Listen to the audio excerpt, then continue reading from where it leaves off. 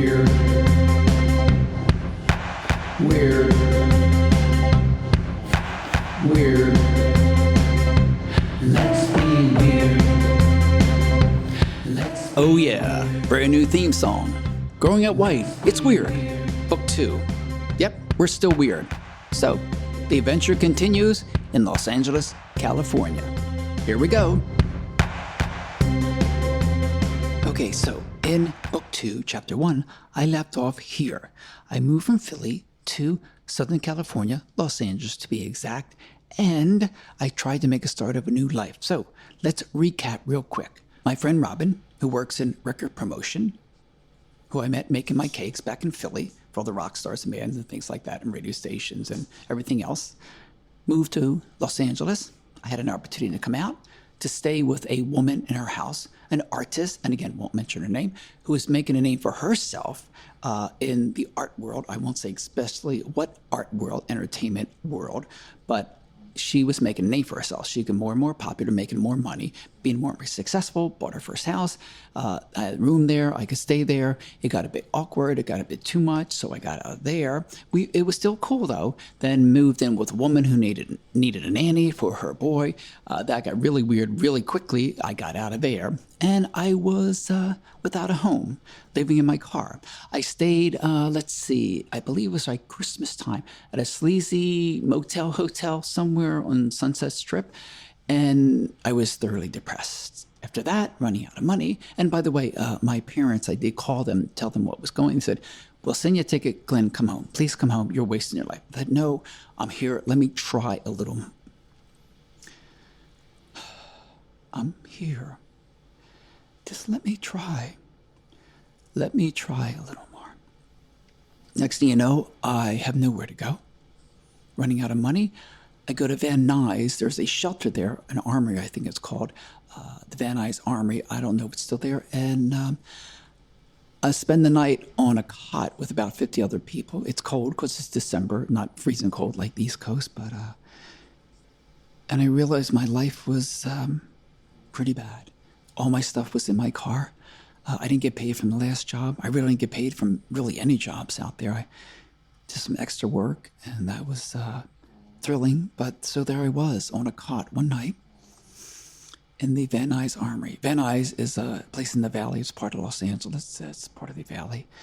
So the next day I get up and I go, all my stuff in my car, and I'm just trying to figure out what I'm doing. Where am I going? I'm listening to the radio. It's New Year's Eve, and I hear about the Rose Bowl parade the next day. You can drive out there, or you can spend the night volunteering, putting roses on the floats. And I thought, that'd be great. I could do that. But I realized I didn't have the gas or anything to get out there, and I was, biding my time, biding my money. And so I got a hold of my friend Robin. Robin got a hold of me. She says, "Glenn, what are you doing?" She was still working promotions there, and she said, "Look, my friend Tom, who works at Billboard magazine, they need somebody over there." Tom had a manager, and she was fantastic. Said, "Look," Tom said, "you can go work in the mailroom. The guy's leaving. They need someone there. He'll even let you stay at his place." And I was just so lucky that she was there, and she did that. So I drove to Tom's place, and he took me in with his wife. Tom was probably, I guess, in his 60s. Older guy, white like me. His wife was black, and she was lovely, and they were wonderful. They had a really nice place over in, I believe it's Baldwin Hills area. It's the, as they called it, the Black Beverly Hills of Southern California, Los Angeles area. Many successful people were there, many successful black people, black artists, and executives, entrepreneurs, etc. back in the time. Again, this is 1988, 1989, beginning of that year. And he let me stay in the back room. And his wife, they were lovely. They made me some something to eat. They told me what to do. They set me up with the manager at Billboard magazine, and in Beverly Hills, actually. I interviewed with her, and she knew I needed a job. She came recommended by Tom. He was like the boss of, not the whole place.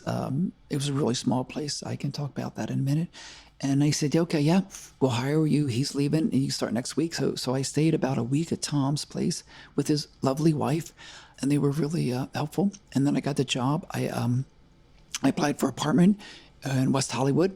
I didn't have a checking account, but they let me in. I gave them like $400 total for the rent. and deposit.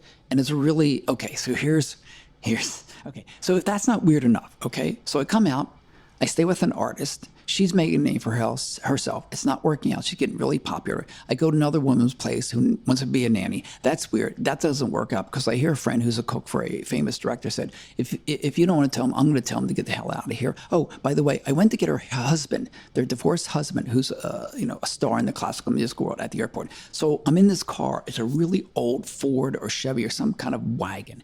I mean, it's like disgusting, but it works. Station wagon. I'm driving to the airport from their place. They live somewhere in like the Olympus Hills. I forget what it's called, but it's up in the hills of Hollywood. I'm driving in the car because I'm going to use the car instead of my car. It's filled with stuff. And as I'm driving down the freeway, I think it's the 405 at the time, the lights started going on and off on the headlights, on and off, on and off. And I'm freaking out and panic. I'm like, I can't drive like this. This is weird. And I don't really want to see the guy because I think it'd be awkward. So halfway down there, I go, I can't do this. So I turn around. And the next day, that's when the crap hits the fan. They find out I didn't get the guy. And I said, look, if you look at the car, the headlights are flashing on and off. It wasn't safe driving like that. And they didn't kind of believe me. And it's like really weird. And another weird thing is that I was coming back to the place at night and she wasn't there. She was out and I couldn't get in with the security code. And the security guards come out and say, what are you doing? I said, I work for the lady. I'm the nanny. He said, well, we don't believe. I'm like, but I work. And so like, well, we can't let you in. I'm like, but I'm working for her. I live here.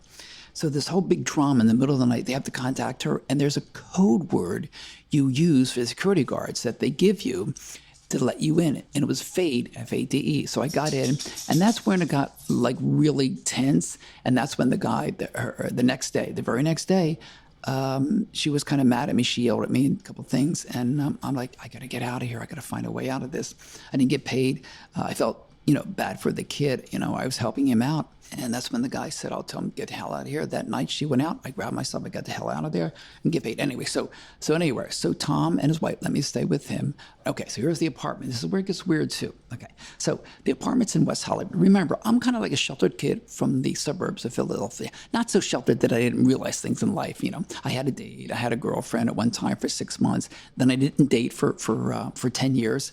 I know that's weird too, but that's just how I was back there. She broke my heart, and I didn't find love. And so, I wasn't quite sheltered. I mean, it was 70s, and it was like rough and tough area sometimes. It was middle class, working class. I did a lot of things. I delivered pizzas, worked in a steak and hoagie shop. Yeah, we can talk about that later. That was really cool. And so I wasn't like that sheltered, but I came out here. It's West Hollywood. It's new because it's mainly a gay area. And it's not that I have anything against anybody, religion, gender, sex, whatever. It was like, oh, this is kind of interesting. So I got a place. Okay, you have to pay attention to this. Okay, this is where it gets good and weird. So I get a place. It's a studio apartment. It's above a bookstore, a special kind of bookstore in West Hollywood on Santa Monica Boulevard. A gay porno video bookstore. Yeah, circus of books. And right up back was the hottest picket area in West Hollywood. So, let's pick it up in the next episode, next chapter 3. Talk soon. Let's be weird. Weird. Hey, by the way, do you like the new theme? Weird. Let's